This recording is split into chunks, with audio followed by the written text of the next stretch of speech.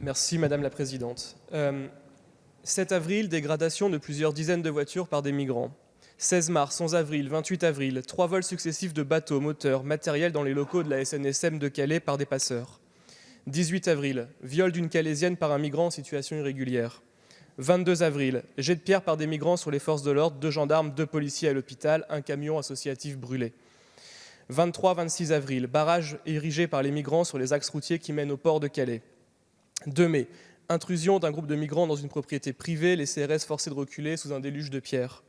4 mai, affrontement entre les CRS et les migrants sur la rocade portuaire, tir de projectiles et gaz lacrymo dans les jardins des riverains. 6 mai, jet de cailloux par des migrants sur des maraîchers qui approvisionnaient leurs distributeurs de légumes. Hier soir, 22 h, 2 CRS blessés par un caillassage de migrants. Voilà, Monsieur le Ministre, le résultat de votre laxisme depuis le début de l'état d'urgence sanitaire à Calais. En refusant le confinement obligatoire des migrants en situation irrégulière, le gouvernement auquel vous appartenez a exposé les Calaisiens, les forces de l'ordre et les migrants eux-mêmes à une violence sans précédent et au virus. Avec vous, les personnes régulièrement présentes sur le territoire sont obligées d'être confinées, alors que les migrants irréguliers, le confinement est à la carte, selon la volonté. Moins de 300 de ces derniers, sur les 800 présents à Calais, ont accepté d'être confinés. Dans cette seconde phase de l'état d'urgence sanitaire, nous vous demandons, avec Natacha Bouchard, maire de Calais, de protéger les Calaisiens, chose que vous n'avez su faire ni depuis le 23 mars, ni depuis 2017.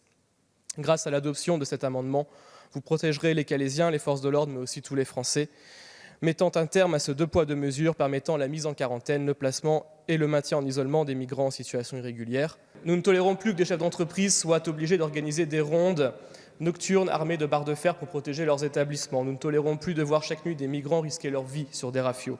Nous ne tolérons plus les attaques quasi quotidiennes contre les forces de l'ordre et les Calaisiens.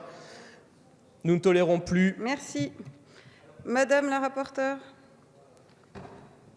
Oui, défavorable. Le danger que fait porter le virus est totalement dépourvu de lien avec la situation des personnes au regard de leur titre de séjour.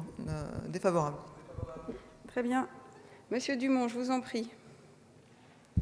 Bon, écoutez, je veux bien comprendre que ce sujet soit compliqué à traiter, mais Monsieur le Ministre, j'attends autre chose qu'un défavorable quand vous pianotez sur votre téléphone portable, et ce n'est pas moi qui attends ça, c'est les 150 000 habitants du territoire du Calaisis qui l'attendent.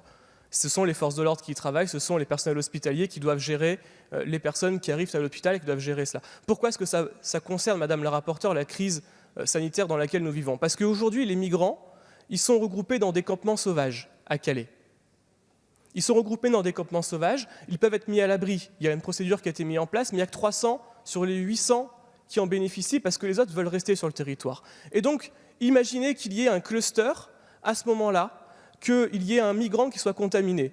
Ce migrant peut prendre le transport en commun, ce migrant peut se balader dans les rues, peut rentrer dans les magasins et contaminer l'ensemble de la population qu'il va rencontrer à cette occasion. Donc évidemment que ça concerne la crise sanitaire, Madame le rapporteur. Évidemment qu'on est en plein dedans. Imaginez les effets dévastateurs que cela aurait si une seule de ces personnes était contaminée par le virus.